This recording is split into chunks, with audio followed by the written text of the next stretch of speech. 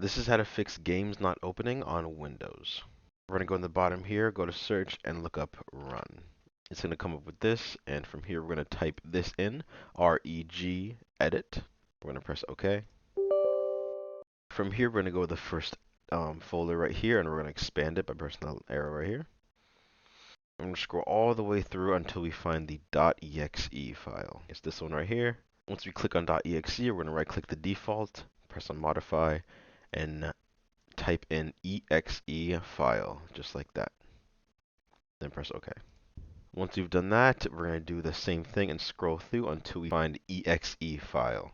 It's going to be a lot to scroll through, but you will eventually find it's going to look like this, exe file. To click on it, do not double click, just click on it once.